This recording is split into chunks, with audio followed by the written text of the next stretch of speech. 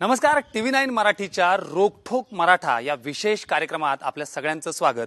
खरं तर मराठा आरक्षणाला स्थगिती मिळाली आहे आणि या स्थगितीनंतर आता राज्यातला मराठा आक्रमक व्हायला सुरुवात झाली आहे. गेल्या सरकारने हे आरक्षण दिलं. खरं तर आघाडी सरकारने देखील आरक्षण दिलं होतं, मात्र दोन्ही सरकारने दिलेलं आरक्षण कोर्टात टिकलं नाही. मागच्या वेळी दिलेलं आरक्षण हायकोर्टात टिकलं, मात्र पुढे याचं झालं काय, सुप्रीम कोर्टात नेमकी गाडी अडकली कुठं, या सगळ्या संदर्भात आपल्या साताऱ्यामधले हे सगळी तरुण मंडळी आपल्या सोबत आहेत. थेट आपण त्यांच्याशी चर्चा करणार आहोत. रोकठोक मराठा नेमकं यांना या आरक्षणाच्या विषयासंदर्भात काय वाटतं, थेट त्यांच्याशी चर्चा करूयात.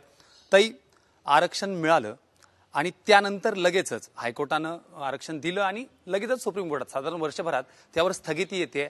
मिळेल का नाही अशी द्विधा मनस्थिती आहे. तुम्ही कसं बघता, काय नेमका थेट परिणाम जो आहे तो तुमच्यावर होतोय? हा परिणाम तर मी 2017 पासूनच भोगतीये. नमस्कार, मी पूनम चव्हाण, एमयूआय कॅन्डिडेट, सिलेक्टेड म्हणू की नॉन सिलेक्टेड. शासनानं मोठा प्रश्नचिन्हच निर्माण केलं माझ्यासमोर. कारण की 2017 मध्ये परीक्षा झाली, 2018 मध्ये रिझल्ट लागला. आम्ही प्री क्रॅक झालो, मेन्स क्रॅक झालो, आमचं डॉक्युमेंट व्हेरिफिकेशन 2 वेळा झालं, मेडिकल झालं. सगळं झाल्यानंतर डिसेंबर 2018ला आमचा अचानक रिझल्ट रिवाइज झाला आणि ह्यातून 118 जण आम्ही बाहेर पडलो. 118 फक्त मराठा मुलं बाहेर पडली आहेत. आणि ह्याचा 2017 पासून ते 2020 आम्हाला शासन फक्त एवढंच आश्वासन देते की तुमच्यावरती अन्याय होऊ दिला जाणार नाही, आम्ही तुम्हाला सामावून घेऊ. पण ते खरंच सामावून घेणार आहेत का, आणि घेणार आहेत तर कधी? 3 वर्ष उलटूनही आम्ही अजून बाहेरच आहोत. तेवढंच फक्त माझा शासनाला प्रश्न आहे. गेल्या अनेक वर्षांपासून हा लढा सुरू आहे. 3 वर्षांपासून तुम्ही हे म्हणताय, ठोस असं उत्तर मिळत नाहीये. आता काय वाटतंय? म्हणजे आता तर आरक्षणाला स्थगिती मिळाली आहे, या आधीच आपण त्या सगळ्या स्पर्धेबाहेर फेकलो गेलो होतो, मात्र यापुढे काय वाटतंय? अजून तरी अपेक्षा आहे काही? अपेक्षा आता कोणाकडून ठेवायची हाच मोठा प्रश्न आहे. कारण की आम्ही खूप मंत्र्यांना भेटलो, आमदारांना भेटलो, खासदारांना भेटलो. त्यांचं हेच उत्तर असतं की नाही नाही तुमचं काम करणार आहे, पण कधी करणार आहे हे ठोस असं कोणीही सांगत नाहीये आम्हाला. एकंदरीत आरक्षणाचा फटका मिळालं खरं, मात्र हाती काहीच लागलेलं नाही. आपल्यासोबत सगळ्यात महत्वाचं म्हणजे ज्या दिवशी मराठा आरक्षणाला स्थगिती मिळाली त्यानंतर लगेचच 11वीचा प्रवेश ज्या आरक्षणाच्या याच्यामध्ये होणार होता त्याला देखील तात्काळ या सरकारने स्थगिती दिली. या दरम्यान गेल्या अनेक दिवसांपासून जे निर्णय स्थगित होते, मात्र 11वीच्या ऍडमिशनला आरक्षणाच्या बाबतीत स्थगिती देण्यासाठी तत्परता या सरकारनं लवकर दाखवली. आपल्यासोबत काही भगिनी आहेत. आरक्षणाबद्दल गेल्या अनेक दिवसांपासून चर्चा होती, मात्र ज्या दिवशी कोर्टाची ऑर्डर आली त्यानंतर 4च तासात या सरकारने 11वी परीक्षा थांबवलं. कसं बघते? कारण तुझं देखील आता ऍडमिशन याच्यामधून होणार नाही. नमस्कार, मी वेदांतिक क्षीरसागर. मी 11वीची विद्यार्थिनी आहे. मराठा समाजात असे खूप विद्यार्थी आहेत ज्यांना आर्थिक परिस्थितीमुळे शिक्षण घेता येत नाही, पण आरक्षणामुळे त्यांचं ॲडमिशन होणार होते. पण आरक्षणाला स्थगिती दिल्यामुळे त्यांचे ॲडमिशन आता ग्रँटेबलमधून होणार नाही आहेत. आणि विद्यार्थी आणि त्यांच्या पालकांची आरक्षणामुळे जी आशा जागृत झालेली ती आता परत धुळीत मिसळली आहे. त्यामुळे ज्यांची परिस्थिती नाही आहे त्यांना पैसेसुद्धा भरता येत नाही आहेत. माझी अशी अपेक्षा आहे की सरकार ह्यावर ताबडतोब निर्णय घेईल आणि मराठा विद्यार्थ्यांचा शिक्षणाचा मार्ग मोकळा करेल. अजून 11वीच्या ऍडमिशन संदर्भात एक विद्यार्थिनी इथं आहे. आरक्षणाबाबत निकाल व्हायला खूप वर्ष लागली, वेळ लागला. आरक्षण मिळालं आणि ज्या दिवशी स्थगिती आली त्यानंतर काही तासातच ते थांबवलं गेलं. ही तत्परता आरक्षणाच्या बाबतीत दाखवता आली नाही सरकारला. काय वाटतं एक थेट सरकार म्हणून? मराठ्यांच्या बाबतीत कसं झालंय, राम मंदिरासारखं झालं. आरक्षण देणार आहे पण ते कधी देणार याची तारीख नाही सांगत आहे. खोळपळल्यासारखं प्रत्येक समाज. आणि हा लढा आजचा नाहीये, 1990 सालापासून हा लढा चालू आहे आरक्षणाचा. 3 दशकं लोटली. असं काय आहे की मराठा जनतेला आरक्षण मिळत नाहीये? आज मराठा हक्काची जागा मागतोय. जेव्हा आम्ही ऍडमिशन घ्यायला जातो तेव्हा मराठ्यांना मेरिट असून जागा मिळत नाही. शिक्षणच नाही म्हटल्यावर तू नोकरी कसा करणार? सरकारी गव्हर्नमेंटमध्ये तर आरक्षण लगेच 2014 साली स्थगिती आणली, 2000 लगेच आत्ता लगेच की कुठे ना कुठे तोंडात घास जातोय मराठ्यांच्या पर्यंत की तो लगेच काढून घेण्यात आला. कुठल्या बेसिसवर तुम्ही लगेच काढला? राज्य सरकार म्हणतं की आम्हाला माहित नाही, मसुदा येणार नाही, कोर्टात तारखा चालतात तुमच्या. कशासाठी? आमच्या हक्काची जागा आम्हाला द्या. जेव्हा मराठा आरक्षणाचा मुद्दा मांडला जातो, दरवेळेस जेव्हा आपण म्हणतो की जेव्हा आम्ही गव्हर्नमेंटसाठी ट्राय करायला गेलो, जेव्हा गव्हर्नमेंटच्या जागा आम्हाला मिळत नाहीत कारण तिथं रिझर्वेशन आहे, फुल ओपन कास्टमध्ये बाकीचे कास्ट पण येतात, त्यामुळे पर्टिक्युलर मराठा समाजासाठी जागा नाहीये. आणि प्रायव्हेट नोकरी करायची म्हणली तरी मराठा समाजाकडे तेवढं क्वालिफिकेशन नाहीये, कारण त्यांना ते क्वालिफिकेशन घेणं परवडत नाही. आज शेतकरी जो मराठा समाजाचा सर्वात जास्त भूमिहीन शेतकरी आहे. जेव्हा जे म्हणतात ना की मराठ्यांकडे जमीन आहे, मराठा तुम्ही बघा 50% समाज भूमिहीन आहे आणि त्याच्यापेक्षा जो 20-25% उरतो तो अल्पभूधारक आहे. त्याच्यात धड त्याला पिकवता येत नाही, धड खाताही येत नाही. असा मराठा समाजाची अवस्था आहे. मग तो कुठून क्वालिफिकेशन देणार? तुम्ही प्रायव्हेटमध्ये जा जेव्हा म्हणता, कुठून इंग्रजी बोलणार आहेत आमची मुलं, कुठं टेक्निकल शिक्षण घ्यायला जाणार आहेत? नाही जाऊ शकत, कारण पैसा नाहीये, तो तेवढी स्कॉलरशिप नाहीये आमच्याकडे. आणि ईबीसीची जेव्हा हे बाता करतात तेव्हा किती ईबीसी मिळते आम्हाला? नाही मिळत. आमच्या विद्यार्थ्यांना, गरीब विद्यार्थ्यांना स्कॉलरशिप द्या. आणि मराठा समाजाला जर आरक्षण नाही तर ते कुणालाच नाही, कारण घटनेत आम्हालाही अधिकार आहेत. जेवढ्या बाकीच्या समाजाला आहेत तेवढेच मराठा समाजाला देखील आहेत. थेटपणे ज्यावेळेस आरक्षणाची झळ ही पोचत असते त्यावेळेस हे पोटतिडकीचं बोलणं येतं. आपल्यासोबत पोलीस भरती हा देखील निर्णय काही दिवसांपूर्वी स्थगित होता. आपल्यासोबत काही तरुण आहेत. आरक्षणाला स्थगिती मिळाल्यानंतर लगेचच पोलीस भरती जाहीर होणं कुठतरी जखमीवर मीठ चोळल्यासारखं वाटतंय. नक्कीच ना, ह्याच्यात काय म्हणजे सरकारचा दुप्पट्टीपणा असण्यागतच आहे. कारण की आता पोलीस भरती काढणार आणि त्याच्यावर लगेचच स्टे आणणार, कारण की एसीबीसी ह्याच कायद्यावर नक्की स्टे आलाय तर नक्की भरतीवर सुद्धा तिथून स्टे येणार. एकतर भरती 2 वर्ष झालीच नाही भरती. सरकार वारंवार सांगत होते आम्ही जागा काढू, पण 2 वर्ष काय जागा काढल्याच नाही. आता म्हणते आम्ही मेगा भरती करू, पण हा मेगा भरतीवर सुद्धा स्टे येऊन गेलाय. इथून एसीबीसीचे पूर्णपणे कायद्यावर स्टे आल्यामुळे आता भरतीवर स्टे येणार आहे. किती वर्षांपासून ही तयारी करतोय तू? ग्राउंड असेल किंवा इतर गोष्टी असेल, आणि ऐन वेळी आरक्षण मिळाल्यानंतर हा बसलेला धक्का कितपत वाटतंय पुढच्या तयारीसाठी? नक्कीच, मी 3 वर्ष झालं तयारी करतोय. ठीक आहे, सुरुवातीला तर मी एमपीएससीची तयारी करतो, मी पोलीस भरतीची करत नाही. एमपीएससीच्या ज्या प्रिलिम्सला सुद्धा मराठा आरक्षणाचा नक्कीच 2 ते 3 मार्काचा फायदा होतो किंवा होतही नाही. जो फायदा होत होता तो मेन्सला होत होता, आता तर तोही सुद्धा होणार नाही. आणि दुसरी गोष्ट, हा गेलाय तर सुप्रीम कोर्टात निर्णय. सुप्रीम कोर्टाने मोठे निर्णय द्यायला 10-10, 15-15 वर्ष लावले. आता तर कायद्यावर स्टे आलेला आहे. ठीक आहे, हा निर्णय केव्हा देईल सुप्रीम कोर्ट? तर 5 वर्षाने दिलं. 5 वर्ष करणार काय? समज बाबा मराठा सरकारनं सुद्धा ही बाजू स्पष्ट केली पाहिजे की एसीबीसीला ईडब्ल्यूएस मध्ये टाकणार का काय करणार, का बाबा या 16%ला 10% ऍडजस्ट करणार का पुढे काय करणार. आता तर नवीन GRच काढलाय की ईडब्ल्यूएस सुद्धा राज्यात लागू राहणार आहे. म्हणल्यावर एसीबीसी वाल्यांनी करणार तरी काय? ईडब्ल्यूएस सुद्धा नाही आणि फक्त आता ओपन कोटा राहणार. म्हणल्यावर जे आम्हाला पहिलं 50% आम्ही खेळत होतो ते तर आता 40%च खेळतोय ना. एकंदरीत बघितलं तर थेट ज्यावेळेस परिणाम प्रत्येकावर व्हायला लागतो. अजून काही तरुणी आहेत, आपण त्यांच्याकडे देखील जाऊयात. पण एकंदरीत परिस्थिती बघितली तर विश्वास नेमकं ठेवायचा कोणावर, ही भावना ज्यावेळेस मराठा समाजामध्ये येते. कारण या सरकारनं ज्या पद्धतीनं आरक्षणाला स्थगिती आली त्यानंतर जी तात्काळ भूमिका घेतली. अजून काही तरुणी आहेत. आरक्षण हा गेल्या अनेक वर्षांचा लढा आहे, मात्र गेल्या काळात म्हणजे गेल्या सरकारमध्ये असं वाटलं होतं की मिळू शकतं, पण पुन्हा आलेली ही स्थगिती कायदेशीर प्रक्रियामध्ये अनेक मोठे आणि जड शब्द वापरले जातात. थेट परिणाम तुम्ही कसं बघता या सगळ्याकडे? मी म्हणजे या सगळ्यामध्ये समांतर आरक्षण जो मराठा आरक्षणाशी संबंधित खूप मोठा प्रश्न होता की ज्याच्यामध्ये आपले एक्स सर्व्हिसमेन्स असतील, स्पोर्ट्स कोटावाले असतील आणि प्रामुख्याने महिला असतील. 2014चा GR 2018ला त्यांनी रद्द केला. मी RTO 2017च्या परीक्षेमधून 3-4 वर्ष झाले या सगळ्या प्रोसेसमधून समांतर आरक्षणामधून फेस करत आलेली. त्यामुळे आधीच्या सरकारने मी एवढंच सांगेन की त्यांनी म्हणजे सगळ्या गोष्टीचा विश्वासघात केलेला आहे, त्याचा फटका त्यांना बसला. पण आत्ताच्या सरकारवरती विश्वास ठेवला, पण त्यांनीही तेच केलंय की देतो म्हणतात. 3 महिन्याचे 4 महिन्याचे प्रोसेस असतात की ज्यांच्यासाठी ते 2 दिवसात ते करू शकतात. आम्हाला 3-4 महिन्याचा कालावधी सांगतात. 1 वर्ष झालं, आता कुणी मंत्री म्हणा किंवा कुठले अधिकारी म्हणा कुठल्याच गोष्टीने आमच्याकडे म्हणजे आम्हाला विचारतच नाहीत. आम्ही विचारायला गेलो, आता कोरोना काळातही सगळ्या मुली आम्ही मंत्रालयात जाऊन आलो, मंत्र्यांना भेटलोय, कुणी कुठली दाद देत नाही. मी MPSC करते गेले 4 ते 5 वर्ष झाले. ऍटलीस्ट समांतर आरक्षणाचा एक मुद्दा होता की त्या ह्याने आम्ही पुढे येऊ शकत होतो. आमच्या पालकांनी आम्हाला मुलगी म्हणून मी एक सांगते की माझ्या घरातल्यांनी मला एवढा वेळ नाही दिलेला की तू 10 वर्ष करत बस आणि आम्ही तुझ्यावर खर्च केलं. इंजिनिअरिंगचं शिक्षण घेतलंय, ते कुठल्या परिस्थितीत घेतलंय आणि त्याच्यामुळे आर्थिक ताण घरावर किती, ही घरातल्यांची परिस्थिती. घरातल्यांनी आम्हाला त्या गोष्टीचा दबाव आणणं हे स्वाभाविक आहे, कारण का त्यांनी जेवढं आम्हाला देणं अपेक्षित होतं त्यांनी दिलं. पण आता सरकारकडनं जी गोष्ट अपेक्षित होती की समांतर आरक्षणामध्ये मराठ्यांना डावललं गेलं, 118 उमेदवार रात्री त्या दिवशी बाहेर बसलेले, त्याच्याबद्दल सरकारने फक्त तोंड देखला निर्णय घेतला, त्याच्यावरती परत कुठलंही कुणीही भाष्य केलं नाही, कुठल्याही सरकारने केलं नाही. मी आता नाव घेत नाही कुठल्या पक्षाचं, पण एकाही सरकारने एकाही पक्षाने आमची बाजू धरली नाही. आणि अधिकाऱ्यांच्या बाबतीत बोलायचं झालं तर अधिकारी सरकारकडे बोट दाखवत आहेत, सरकार अधिकाऱ्यांकडे बोट दाखवते. मग अशा वेळी मराठा आरक्षण रद्द, समांतर आरक्षण रद्द, मुलींचा प्रश्न हा तर वेगळाच आहे, पण ओव्हरऑल विद्यार्थी म्हणून बघायला गेलं तर हा प्रश्न पूर्ण मोठा आहे आणि त्याच्याकडे एकही आपले नेते म्हणा किंवा कुणीही समाजातले बोलत नाहीत, एकही जण भाष्य करत नाहीये. जबाबदारी तर घेतलेलीच नाहीये कुठल्या सरकारने. स्थगिती मिळाल्यानंतर मराठा समाज आक्रमक झालाय, पण याला खरंच काही राजकीय रंग देखील आहेत का? आपल्यासोबत काही ज्येष्ठ मंडळी देखील आहेत.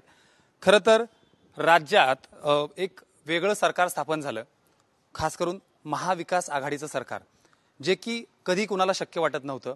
शिवसेना, काँग्रेस आणि राष्ट्रवादी हे एकत्र येऊन राज्यात सरकार स्थापन करू शकतात हे देखील शक्य वाटत नव्हतं, पण ते झालंय. जर असं सरकार स्थापन होऊ शकतं, म्हणजे अशक्य ते शक्य होऊ शकतं, तर नेमकं मराठा आरक्षणात काय खीळ बसते? तुम्ही आता माझ्या मनातलाच थोडक्यात प्रश्न विचारला. जसं की आपण सुरुवातीलाच तुम्ही म्हणाला की आघाडी सरकार नाही, म्हणजे राणी समितीने ज्यावेळेस आरक्षण दिलं तर राणी समितीच्या अगोदर हा प्रश्न 80 दशकातला 80-90च्या दशकातला हा प्रश्न, त्यावेळेसपासून आम्ही आरक्षणाला पाठीमागे लागलो. राणी समितीने इलेक्शन जवळ आलं, आघाडी सरकार होतं, राणी समितींनी आरक्षण जाहीर केलं, कसलाही त्याला त्यानंतर कोर्टात ते अडकलं. त्यावेळी त्यानंतर आमच्या लक्षात आलं की ह्याला कायदेशीर काही त्याला हे नव्हतं, बॅकग्राऊंड नव्हतं. त्यानंतर मग आरक्षण टिकण्यासाठी कायदेशीररित्या आरक्षण कसं असावं आणि ते कसं टिकावं हे नंतरच्या गव्हर्नमेंटने केलं, फडणवीस यांच्या गव्हर्नमेंटने केलं. त्यानंतर ते मागासवर्गीय आयोगाला पुरावे किंवा आरक्षणाची गरज, समाजाची परिस्थिती काय आहे किंवा ह्यांना आरक्षणाची गरज आहे का, हे आम्ही पहाटे 4-4 वाजेपर्यंत अभ्यास करून शेकडो नाही हजारो पुरावे दिले. अगदी आयोगाचे सदस्य देशमुख साहेब असतील, निमसे साहेब असतील, हे स्वतः आम्हाला म्हणाले की उत्कृष्ट पुरावे आहेत आणि इतके छान पुरावे मिळाले की हे आरक्षण तुमचं कोर्टात टिकणारच. आनंद झाला, सगळं झालं. म्हणलं असं कष्टाचं चीज झालं. त्याच्या अगोदर मोर्चे इतके निघाले की अहिंसेवर आम्ही विश्वास ठेवणारी माणसं, कायदा आणि सुव्यवस्था राखणारी माणसं आम्ही समाजात, आणि एवढं सगळं हे करून शांततेनं आम्ही मोर्चे काढले. त्याची लवकर दखल घेतलेली गेली नाही. त्यानंतर मग आयोगाला कायदेशीररित्या म्हटलं तर आयोगाला निवेदनं दिली, पुरावे दिले.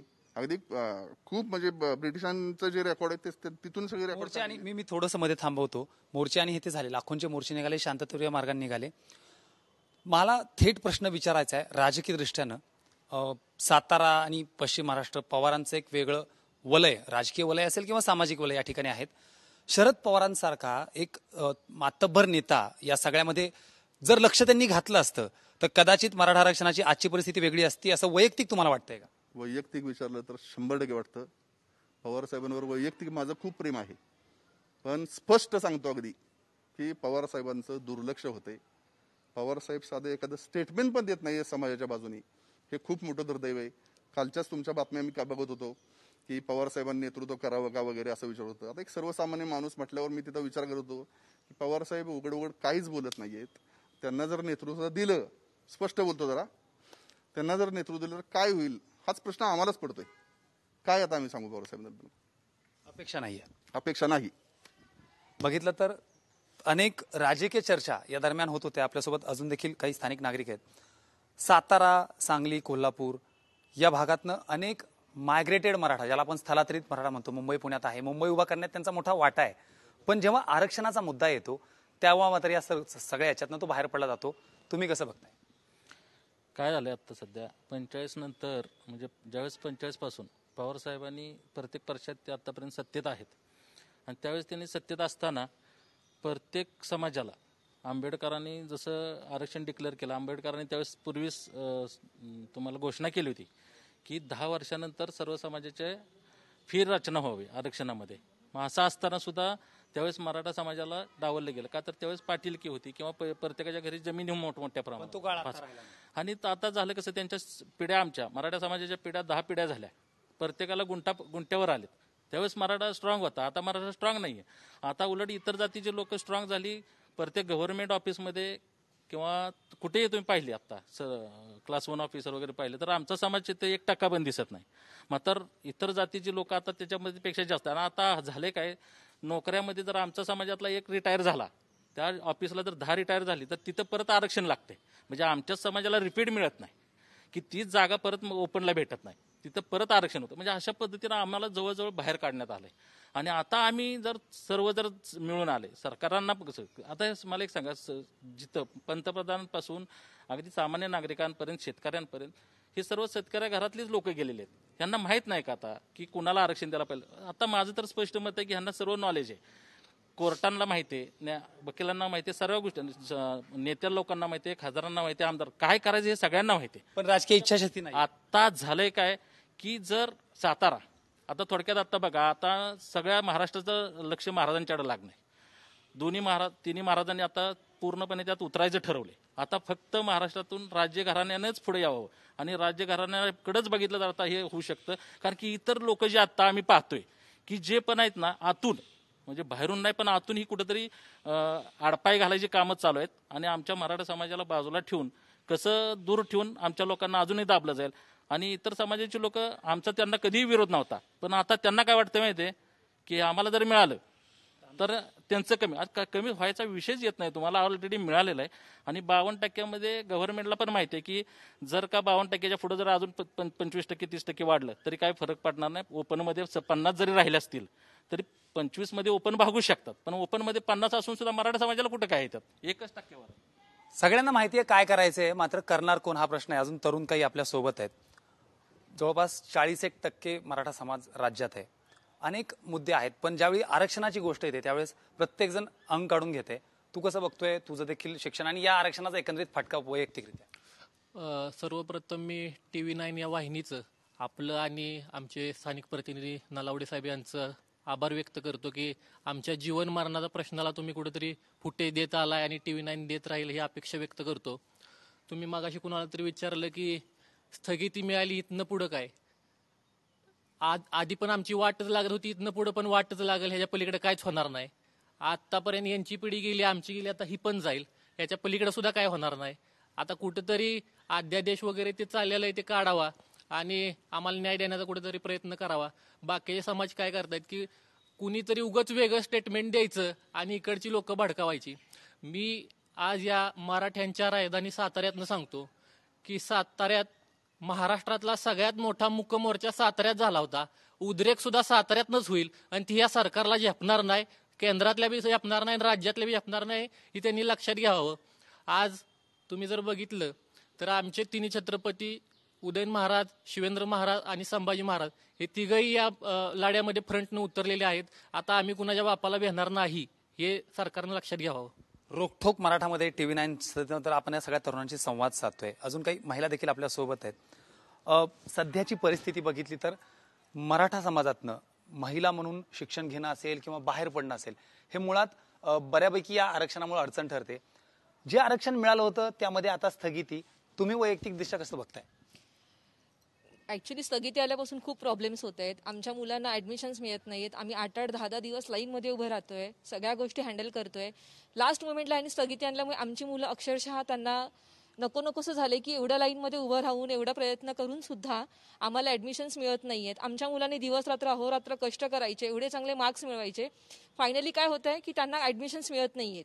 त्याच्यामुळे त्यांना खूप त्याचा उद्रेक होतोय त्या मुलांचा आणि मुलांची अक्षरशः निराशा होती आणि त्याचबरोबर पॅरेंट्सचीही तेवढीच, पालकांचीही तेवढीच निराशा होतीये. दिवस रात्र पालक कष्ट करून पैसा जमवून मुलांना शिक्षण देण्याचा प्रयत्न करतोय आणि हे आरक्षण स्थगिती मिळाल्यामुळे मुलांना आणि मुलांच्या पालकांची पूर्णतः निराशा झाली. पालकांची निराशा खरं तर मुलांच्या शिक्षणाबद्दल सर्वाधिक काळजीत, मुलांपेक्षाही खूप काळजीत पालक असतात. आत्ता जर परिस्थिती बघितली, 11वीचे प्रवेश थांबलेत, पोलीस भरती थांबली, मुळात याचा फायदा मराठ्यांना तरी मिळणार नाही. अजून बरेच निर्णय होणं अपेक्षित आहे. पण सध्याची परिस्थिती कसं बघताय? अडचण सुरू झाली? अडचण नक्कीच सुरू झालेली आहे. खरं तर शासनानं देण्याची भूमिका असेल तर दोन्ही राज्य सरकार असेल किंवा विरोधी पक्ष असेल, दोघांनी एकत्र येऊन यावर मराठ्यांना न्याय देण्याची भूमिका घ्यावी. EWSचं आरक्षण असेल किंवा तामिळनाडूचं आरक्षण असेल, 50%च्या पुढचे दोन्ही आरक्षण आहेत आणि ते 5 न्यायाधीशाच्या बेंचकडे पाठवताना त्याला कुठलीही स्थगिती आली नाही. तर मराठ्यांच्या बाबतीतच मग आपण म्हणतोय की न्यायालयाचा अपमान होतोय किंवा न्यायालयाच्या भूमिकेचा अपमान होतोय. मग न्यायालयाचा अपमान होतोय तर न्यायालयानं हे दुटप्पीपणाची भूमिका कशासाठी नक्की घेतली, काय अडचण आहे हे दोघांनी मिळून ठरवून टोलवाटोलवी न करता मराठ्यांना आरक्षण द्यावं हीच भूमिका आहे. आमच्या मुलांच्यावर मुळात मी खटाव तालुक्यातून आलो आहे. दुष्काळी तालुका आहे आणि शेतकरी वर्ग आहे प्रामुख्याने तिकडे सगळा, आणि पालकांची फी भरण्याची पात्रता नाही. मग मुलांची गुणवत्ता असून देखील त्यांना ॲडमिशन भेटत नाहीत. म्हणजे ज्यांची पात्रता नाहीत त्यांना ॲडमिशन मिळाले जातात. त्यामुळं ज्यांना खरं गुणवत्ता असून आमची लोक पाठीमागं राहतात त्यांना कुठंतरी न्याय मिळावा ही आमची भूमिका आहे. आणि मी या तुमच्या माध्यमातून माझ्या जे मराठा बांधव असतील त्यांना विनंती करतो की कोणीही आत्महत्येसारखं पाऊल उचलू नये. आम्ही जे समन्वयक आहेत किंवा जे लढणारे लोक आहेत आम्ही आमच्या पद्धतीनं पूर्ण प्रयत्न करणार आहोत. अगदी वेळ पडली तर आम्ही तुमच्यासाठी अगदी फाशावर आम्हाला चढवलं तरी चालेल, पण आम्ही हे आरक्षण मिळवल्याशिवाय गप्प बसणार नाही हे आम्हाला ह्या सगळ्या लोकांना सांगायचं आहे. आणि ह्या लोकांनी हे लक्षात घेऊनच इथून पुढे मराठ्यांना न्याय देण्याची भूमिका घ्यावी ही एवढीच आमची भूमिका आहे. मराठ्यांना न्याय द्यायची भूमिका घ्यावी असं हे सगळे लोक सांगतायत. रोखठोक मराठा TV 9चा विशेष कार्यक्रम. नेमकं कोर्टात, सुप्रीम कोर्टात अडचण काय झाली हा देखील मुद्दा आहेच. तमिळनाडूचं आरक्षण टिकतं, इतर ठिकाणी आरक्षण टिकतं, मात्र महाराष्ट्रात नेमकं काय झालं? जर सरकारने व्यवस्थित बाजू मांडली असती तर कदाचित आजची परिस्थिती वेगळी राहिली असती असं वाटतंय. हो, राहिली असती, पण मुख्यतः आता चालू घडीला जे मराठा आरक्षणासंदर्भात जे विद्यार्थी फेस करतायत ते आहेत फक्त शाळा कॉलेजचे ऍडमिशन्स आणि स्पर्धा परीक्षा करणारे विद्यार्थी. मला एवढं सांगायचं, एका आतंकवाद्यासाठी जर तुम्ही रात्री 12 वाजता जर सर्वोच्च न्यायालय जर चालू करू शकता तर मराठा आरक्षण जेव्हा कायदा सुव्यवस्थेचा प्रश्न जेव्हा निर्माण होऊ शकतो तेव्हा का तुम्ही एवढं करू शकत नाही ते? आणि आपलं एवढं मोठं दुर्दैव आहे की भारताचे सरन्यायाधीश हे महाराष्ट्रीयन आहेत तरी त्यांचा सल्ला मसलत करायला शरद पवार साहेब जात नाहीत, देवेंद्र फडणवीस जात नाहीत. माननीय विनोद पाटील हे अगोदर त्यांनी पूर्वकल्पना दिली होती की शरद पवार साहेबांनी लक्ष घालावं. 4 दिवसात रिझल्ट तर आला की हे सगळं म्हणजे आरक्षणावर स्थगिती आली म्हणून. पोलीस भरती संदर्भ बोलायचं झालं तर पोलीस भरती होणारे हे फक्त डिक्लेअर झालं, पण पोलीस भरती होणारी कशा प्रकारे हे कोणाला माहित नाही. अगोदर लेखी परीक्षा होणार आहे, फिजिकल होणार आहे तर ते किती मार्काचं होणार आहे, किती इव्हेंट आहेत हे कोणालाही माहिती नाही. एकंदरीत बघितलं तर नेमकं या सगळ्यामध्ये राजकारण देखील तितकंच महत्वाचं आहे. अजून काही तरुण आहेत. सातारा, सांगली, कोल्हापूरचा तरुण राजकीय दृष्ट्या देखील आपली एक चांगली ओळख ठेवून असतो. आत्ताची परिस्थिती बघितली तर उदयनराजे असतील किंवा तिन्ही राजे इथून बघतायत. गेल्या काही दिवसांपासून बदललेली राज्यातली राजकीय समीकरणं पाहता गेल्या वर्षभरात आरक्षणाकडे दुर्लक्ष झालं असं वाटतंय. त्याआधी आरक्षण मिळालं होतं, हायकोर्टात टिकलं होतं. पुढे नेमकं काय झालं, वैयक्तिक काय वाटतं? मी प्रथमतः आपल्या TV 9चं सर्व मराठा समाजाच्या समाज बांधवांकडून आभार मानतो की आज आमचा आवाज हे राज्य सरकार असो किंवा केंद्र सरकार असो ह्या दोन्ही सरकारापर्यंत आमचा आवाज पोहोचतोय. तुम्ही मागाशी एक मुद्दा मांडला की क्षीरसागर साहेबांना तुम्ही विचारलं की पवार साहेबांनी यात प्रखरपणे बाजू मांडली असती तर आरक्षण भेटलं असतं. पण पवार साहेबांची खरंच मानसिकता आहे का मराठा समाजाला आरक्षण देण्याची? गेली सलग 15 वर्ष तुमची सत्ता होती. नारायण राणे समिती नेमली, त्यांचं आरक्षण हायकोर्टात सुद्धा टिकलं नाही. गेल्या सरकारनं आरक्षण दिलं, जे हायकोर्टापर्यंत टिकलं, मग सुप्रीम कोर्टात स्थगिती का मिळाली? ठोस पुरावे मांडले गेले नाहीत तिथं मराठा समाजाच्या वतीनं. आणि पहिल्यांदा 27 जुलैला EWS आरक्षण रद्द केलं गेलं, त्यावेळी पण आम्ही शांत बसलो.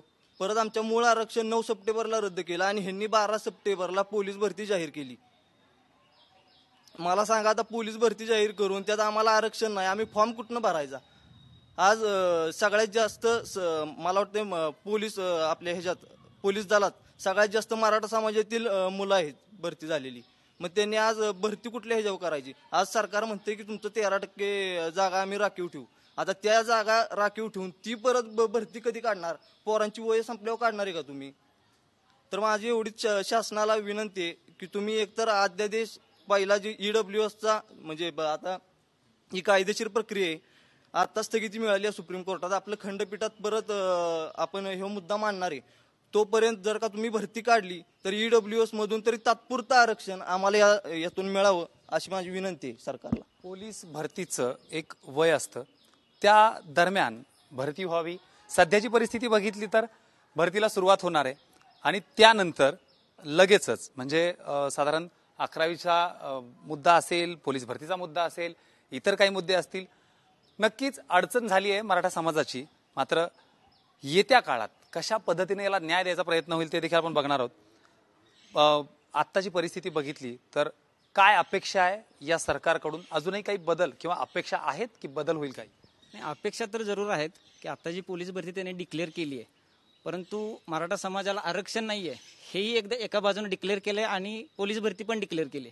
तर मी एवढं सांगू शकतो की केंद्र सरकार असेल किंवा राज्य सरकार असेल, पोलीस भरती तर राज्य शासनाने डिक्लेअर केली, पण केंद्र असेल किंवा राज्य असेल, तर या दोघांनाही मी सांगू इच्छितो की पोलीस भरती ही होऊन देणार नाही. नाही म्हणजे नाही.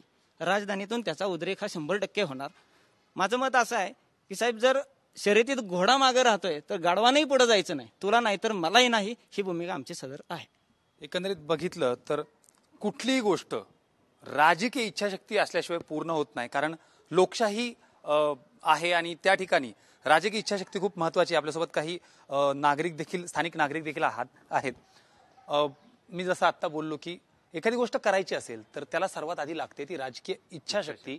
मुळात मराठा समाजाला आरक्षण देण्याची सध्याची राजकीय इच्छाशक्ती तुम्हाला वाटते का? कारण ज्या पद्धतीनं बाजू मांडली जाते किंवा इतर गोष्टी. प्रथम TV9च्या माध्यमातून हा जो मराठा रोकटोक हा कार्यक्रम मला या ठिकाणी उपस्थित राहायला मिळालं त्याबद्दल मी संयोजकांचं पण आभार मानतो. आणि एक या ताईंनी असेल, या मुलांनी असेल, जे आपले परखड विचार किंवा आपली आतली जी काही भावना आहे ती मांडली. ती मांडताना त्याच्यामध्ये ज्या भावना दिसल्या त्या भावनामध्ये एक प्रकारच्या वेदना होत्या, वेदना आहेत. तर अशा वेळेस तुम्ही जो प्रश्न विचारला की राजकीय इच्छाशक्तीचं यामध्ये नेमकं वास्तव काय आहे, तर गेली आपण एक 70 वर्ष जे पाहतोय, तर मला असं एक लक्षात येतं की कोणत्याही राजकीय इच्छाशक्तीला स्वतःचं अस्तित्व टिकवायचं असेल तर कुठल्या तरी एखाद्या समाजाला, एखाद्या घटकाला त्याला लाचार ठेवायचं असतं. कदाचित हीच भूमिका समोर डोळ्यासमोर ठेवून प्रत्येक राजकीय इच्छाशक्ती अशा पद्धतीने मराठा समाजाला टार्गेट करते का काय, असा प्रश्न मला एक सर्वसामान्य नागरिक म्हणून वाटतो. तर अशा वेळेस अशा भ्रमात त्यांनी जाऊ नये की बाबा एखादा समाज लाचार ठेवल्यामुळं, त्या समाजाला आशावादी ठेवल्यामुळं तो समाज राजकारण करण्यासाठी आपल्याला किंवा राजकारणामध्ये सर्वसामान्यांना हा फार महत्वाचा मुद्दा आहे की राजकारणामध्ये सगळ्यात महत्वाचं स्वतःचं अस्तित्व टिकवण्यासाठी किंवा स्वतःला ज्या काही सवयी लागलेल्या आहेत, म्हणजे पूर्वीच्या राजकारणामध्ये एक तात्विक अधिष्ठान होतं, परंतु आत्ताच्या राजकारणामध्ये आम्हाला एक सर्वसामान्य मतदार म्हणून जेव्हा मी पाहतो तेव्हा सर्व, मी ना जात ना धर्म ना पक्ष ना झेंडा म्हणून वावरणारा एक सामान्य नागरिक आहे. परंतु अशा वेळी माझ्या मराठा समाजातले जे काही माझे बांधव आहेत त्यांच्यासाठी एक कुटुंब व्यवस्थेतला एक सर्वसामान्य, मी त्यांचा एक साथीदार आहे.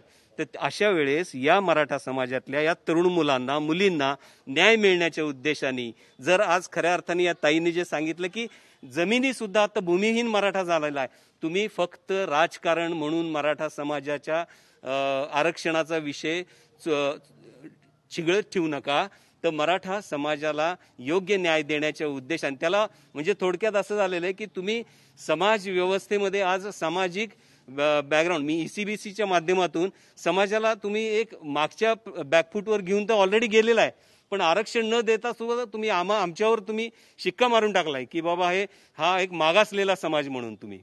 तर हे मागासलेला समाज नाहीये, ही काळाची गरज आहे. आज तुम्ही जर म्हणताय की इतर कुणाच्या जाती धर्मातल्या समाजातल्या लोकांना आरक्षण न देता, आरक्षणाला धक्का न पोहोचवता मराठा समाजाला आरक्षण दिलं पाहिजे, ठीक आहे, यालाही मी मान्य आहे.